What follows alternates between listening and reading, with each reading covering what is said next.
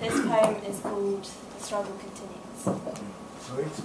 Struggle continues. Thank you. Assimilated into similar faces, sedated by the state's resilience to silence the stigma running around our stigmatized races, we were raided. Lost as we were looted, and they say the world is what we make it, but they made it. A product of politicized displacement that degrades the rate of how segregated we are in the workplace. And our place at work is bordered by the hierarchy of whiteness, how our language precedes our tone of voice, how we conquer the smell of biryani with air freshener polluting the air. Are we the freshies? How we hide behind false iterations of our name, in hopes they may pronounce it right, but how wrong it is to shelter identity under ethnic minority. Already asserting white as a default, the system never quite at fault.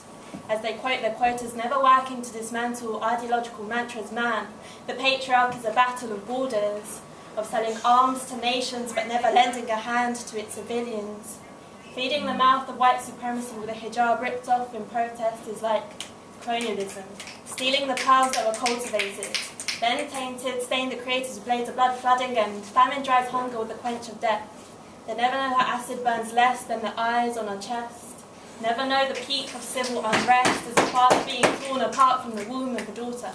By bullets firing cries, ascending tears drop as lives drop dead. Culture becomes a cult of loss. How enriched architecture is, the measure of how rich Tell them again! was. Tell them again! Rewind! Culture becomes a cult of loss. How enriched architecture is, the measure of how rich a country was. Until Richter scales show airstrikes instead of earthquakes, the ground covered in duas over the dead bodies breathing through the sand. Our weakness is reaping human emotion. Their strength becomes an indifference to notions of different populations other to them. They congregate to communicate policies provoking the weaponizing of identity to kill lives at the minds of police. Minds internalize systemic racial hate and abuse. When a Muslim woman is amused to amuse the masses like animals in a circus, everyone entertained by the way the ordinary Brit brutalizes the sanctity of the ethnic majority, and it's fascinating how titillating silence is. How much of a privilege it must be to choose silence at the lips of oppression, because it doesn't ever concern you to see a human being murdered for the colour of their skin, religion, and identity. How identity is raped again and again. How we are still sat here debating the worth of life to our eyes.